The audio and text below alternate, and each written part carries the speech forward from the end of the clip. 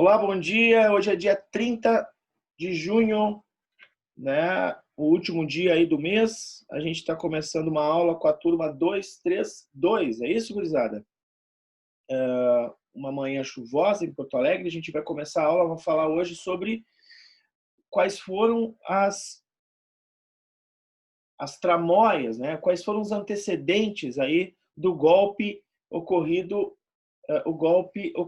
com Getúlio Vargas, né, no estado o estado varguista, a chamada Era Vargas, que vai iniciar o período que a gente vai conhecer como o período do governo provisório de Vargas, né?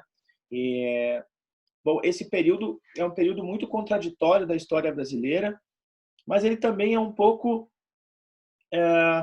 a cara do que está acontecendo no mundo, né? Nós passamos por uma crise mundial, uma crise sem precedentes, uma crise no liberalismo e também uma crise nas democracias, né? E o Brasil recém havia se tornado uma república, né? Uma república democrática.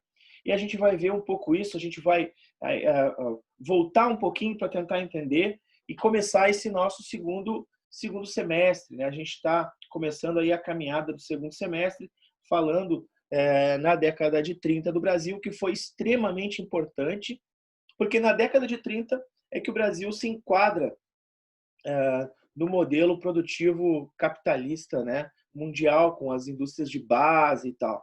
Alguns historiadores vão dizer que a Revolução Industrial do Brasil começa em 1930. Então, esse período tão controverso por ser um período de crise da democracia, um período de estabelecimento de um Estado ditatorial no Brasil, a gente vai ver, né? Vargas tem essa característica de ser estabelecido com violência, né? Porque foi um golpe, assim como foi um golpe a República, né? A proclamação da República foi um golpe também, né? E a gente vai ver, então, como é que está o desenvolvimento social, urbano, quais são as forças aí que apoiam esse golpe, né? Como é que está configuradas as tensões sociais, como é que estão configuradas no Brasil nesse período. Então, eu vou pedir a vocês, a gente tem poucos alunos hoje, devido à chuva, o pessoal não pôde vir à aula, né? Porque está sem internet em casa, porque não tem... Opa, agora deu um problema aqui.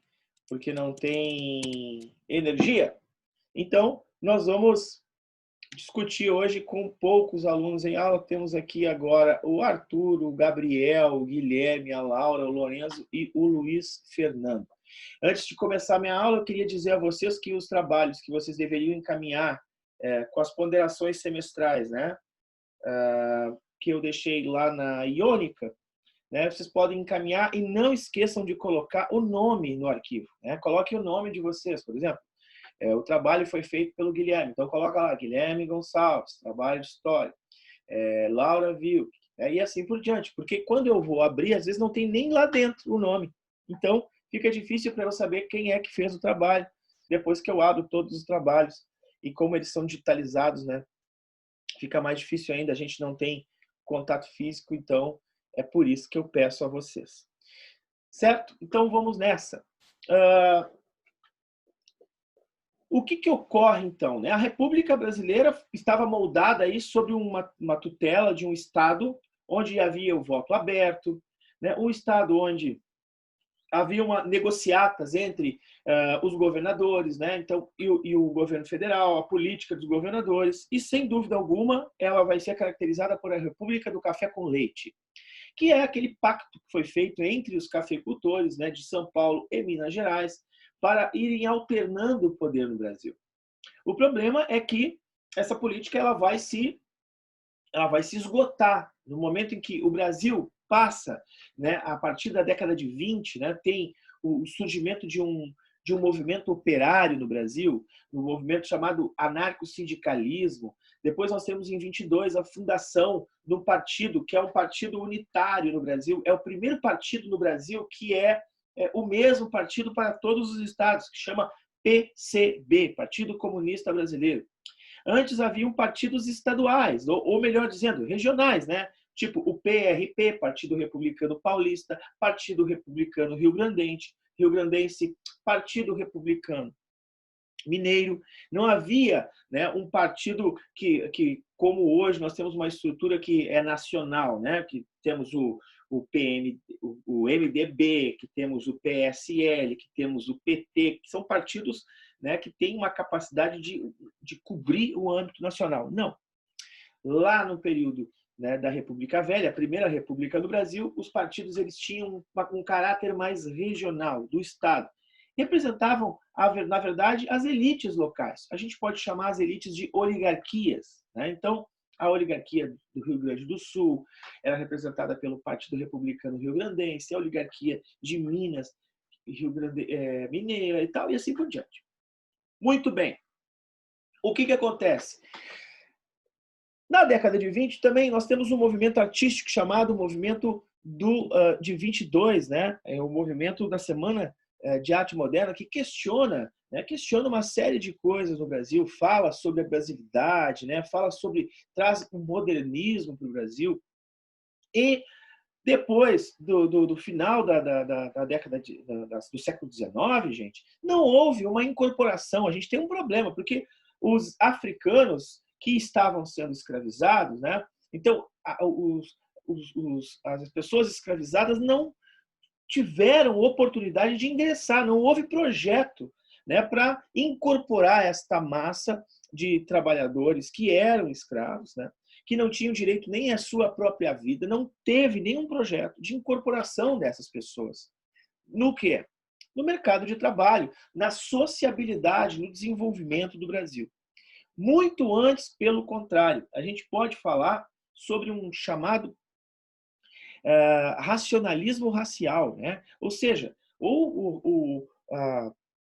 a questão do racismo científico, né? Que vai no Brasil, no mundo, né? Vai ser desenvolvido, mas no Brasil, em específico, tem alguns médicos que vão, claro, com a pseudociência, né? Dizer que em 5 gerações, se nós estimularmos a imigração de brancos, obviamente, né? Em 5 gerações, esses brancos, né, vão se miscigenando com os negros e nós nos tornaremos um país branco. E aí, qual é a ideia de tornar? E por que tornar o Brasil um país branco? Ora, porque dentro dessa pseudociência, e eu falo pseudo porque não é ciência, é um pressuposto científico que não existe nada comprovado e nunca vai existir, porque todos nós somos seres humanos. Existia o seguinte: só um país de pessoas brancas pode ser desenvolvido. Tendo em vista as nações europeias que são desenvolvidas, que têm desenvolvimento econômico, que são países de matriz branca, caucasiana. Esse nome é um nome chamado de projeto de branqueamento social. Por que eu estou falando sobre isso? Bom, por vários motivos. O primeiro deles é que nós estamos discutindo hoje vidas negras importam. O planeta está discutindo isso. O Brasil teve um projeto dessa maneira, diferente dos Estados Unidos, que foi muito mais contundente, né? Nos Estados Unidos houve uma segregação física. Então, negros não podiam frequentar os mesmos lugares que brancos. Aqui no Brasil, isso foi um pouco contemporizado, através dessa tentativa de miscigenar. Não foi tão escancarado, mas, de certa maneira, é discriminatório. Certa não, é discriminatório. E não havendo incorporação dessas massas de trabalhadores, e que eram muitas pessoas negras no Brasil, houve vários momentos de tensão no Brasil, principalmente no início. Tivemos a revolta da chibata, nós tivemos a revolta da vacina. Então, revoltas de pessoas que foram, com o tempo, sendo expulsas dos grandes centros sociais, né? Não havendo trabalho para essas pessoas, né? Essas pessoas, entre aspas, causavam problema para a ordem social brasileira. E essas tensões dentro do Estado, que era um Estado extremamente oligarca, não tinham vez e não tinham lugar. Em compensação, muitos italianos vieram para cá. E vieram esses italianos, alemães, suecos, japoneses, vieram com uma mentalidade política já estabelecida, né? Com o trabalho que já era feito naqueles países bem estabelecido. Agora, guardem essa informação, porque depois eu vou fazer uma análise num texto que tem aqui no livro de vocês. A informação é a seguinte, e talvez eu pergunte para vocês isso aí. Os imigrantes que chegaram no início do século XX, que são esses que eu falei, né? Italianos, alemães, muito mais italianos, alemães, suecos, vieram japoneses, né? Esses imigrantes que chegaram aqui no Brasil, eu queria saber qual é a diferença desses imigrantes para os imigrantes que chegam hoje, no início do século XXI no Brasil, né? Que vem chegando, como, por exemplo, venezuelanos, bolivianos, haitianos, jamaicanos, nigerianos, senegaleses, enfim, qual é a diferença fundamental entre esses imigrantes que chegam agora no início do século XXI, que nós estamos vivendo, e dos imigrantes que chegaram lá no início do século XX? É uma pergunta. Alguém poderia me apresentar qual é a diferença básica?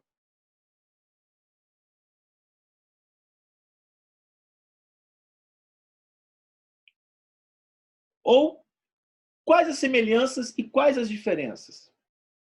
Estão me escutando bem, pessoal?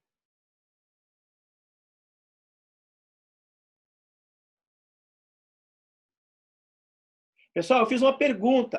Se vocês não sabem, por favor, só me dá uma resposta. Pode ser escrito mesmo.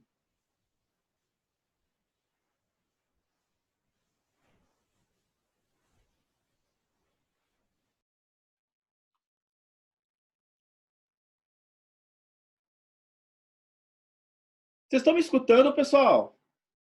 Eu estou falando com vocês, gente. Eu Eu estou tô sozinho aqui na escutando, só sala. não sei a resposta.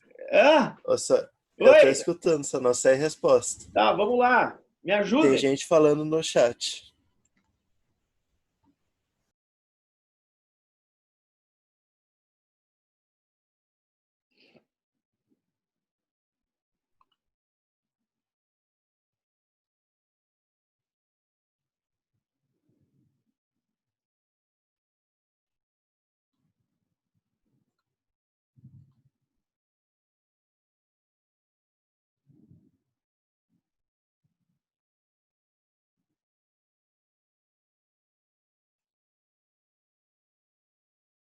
Pessoal, eu fiz uma pergunta.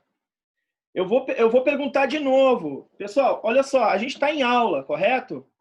Vocês estão presentes na minha aula. Eu quero saber de vocês, eu fiz uma pergunta. Alguém tem ideia do que eu perguntei, por um acaso? Alguém está escutando a minha aula?